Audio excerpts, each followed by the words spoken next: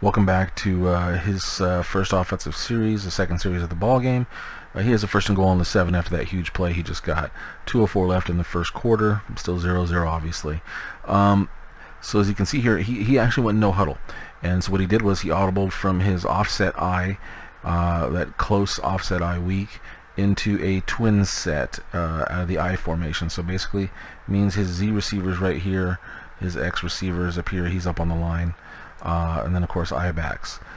So I end up audibling here. I stay with my 4-3. I just audible to a cover 2.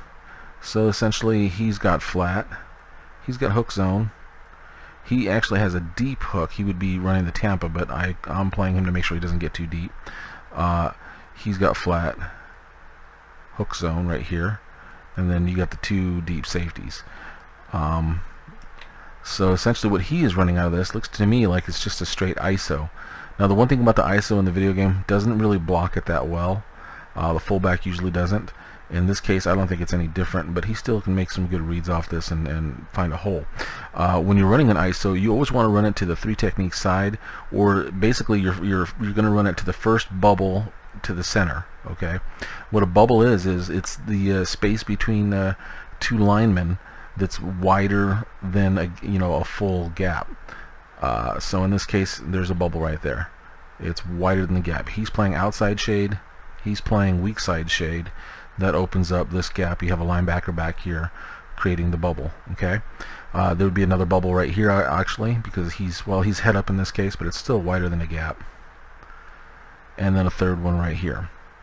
And as I said, especially since he is running it to the strong side, it should be run through this gap here.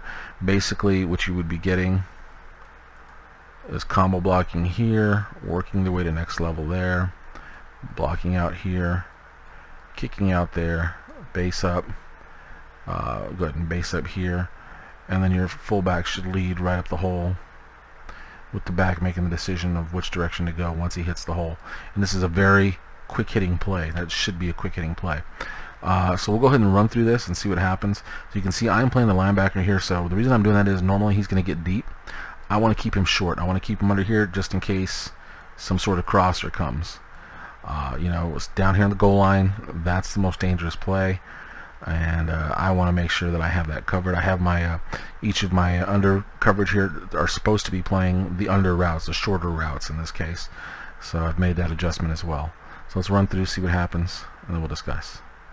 So he runs it, and as you can see, the fullback goes wide on this. He goes outside of the bubble. But my linebacker there actually he flows with the back and overruns the play. Really, with his line here, he's getting good blocking actually. So you see he's actually getting a double team right here with these guys, and then getting the double team here. So he has good blocking in this case. They do a good job. They get movement.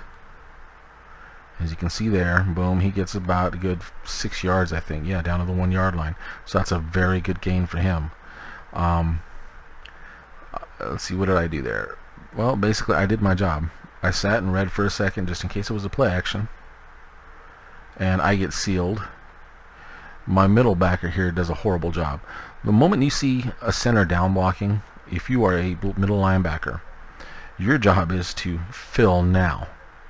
Because if he's down blocking here, the ball is usually going to be run through here.